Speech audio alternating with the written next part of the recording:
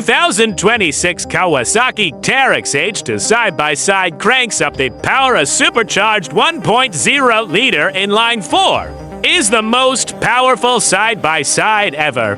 Probably. There's a war happening out in the desert and deep in the woods. Not the bullets and hand grenades type, but there's a copious amount of firepower. The high-performance side-by-side segment is flush with hundreds of micro-explosions per second, sending horsepower numbers soaring.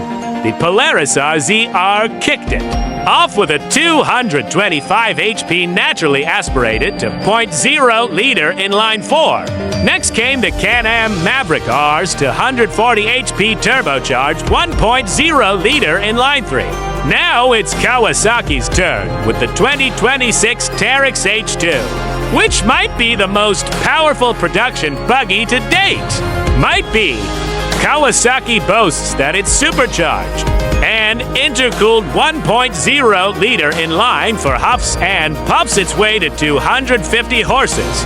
But read the fine print, and that claim comes into question. Kawasaki certified its engine with an International Organization for Standardization method, used for motorcycles, while the others use a more common, say, international method. The horsepower figure would be less if certified using the same methodology. But there's no conversion between the two, so it might be the most powerful nevertheless. This blown 1.0-liter is a rad engine. It's closely related to the fire-breathing engine in the Kawasaki H2 superbike. Its little supercharger is driven off the crankshaft by a planetary gear set. The 6-12-blade 69mm impeller is machined from forged aluminum. At full tilt, it can spin at almost 130,000 revolutions per minute and stuff the intake with roughly 19 psi of boost. We traveled to the searing desert heat of Ocotillo, California, to experience Kawasaki's hotted-up buggy in an open space environment. With the turn of the key, the boosted for purrs at idle. There are 3 power modes: low 60% of full power, mid 80%, and full 100%. It's unclear why anyone would want to use less power than what they paid for. But the option is there. Underway, the engine pulls linearly through its power curve. Air flows through for 40mm throttle bodies and meets 8 fuel injectors, squirting away beyond 5,000 revolutions per minute. Only 4 injectors operate below 5,000 revolutions per minute. This engine loves to be wrung out near its 9,500 RPM redline, primarily because that's where the power lives.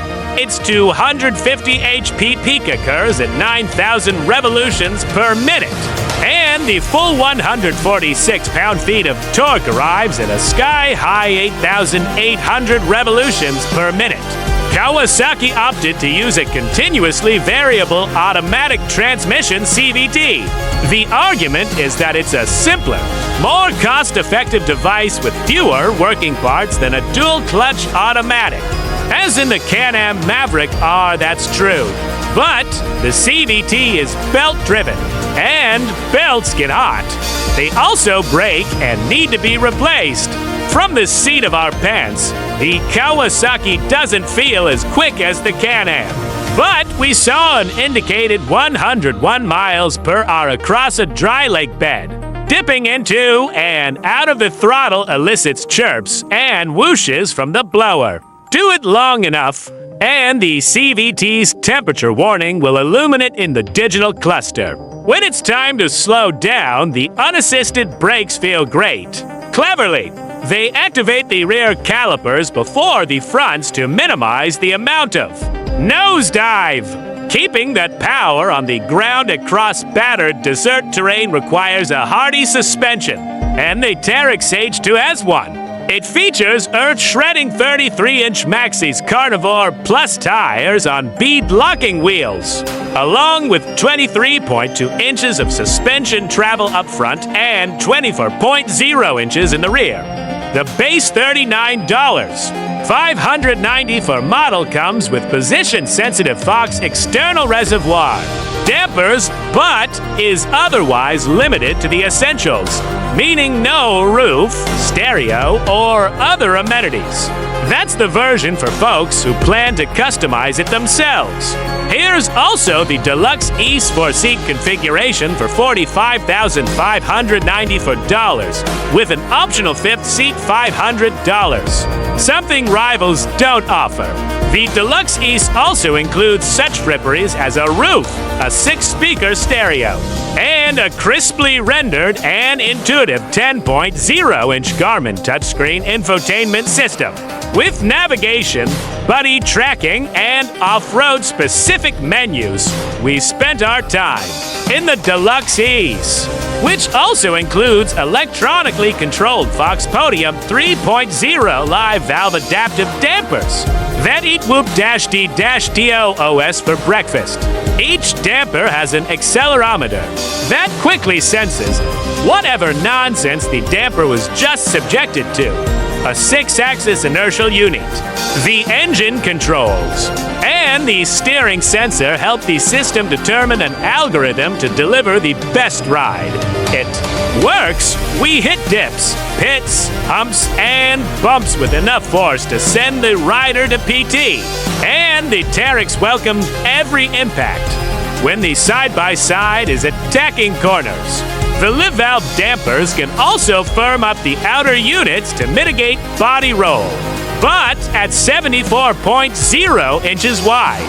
The Teryx H2 feels tippier than the 4.1-inch wider Can-Am Maverick R still. The Kawasaki is a riot to drive. Select the rear-wheel drive mode to slide the tail out, or go with 4-wheel drive to maximize forward thrust. There's also a for low mode for creeping and crawling, and with 90-degree approach and departure angles.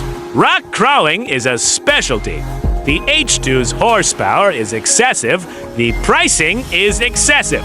Everything about this high-performance buggy segment is over the top. But that's what happens in times of war.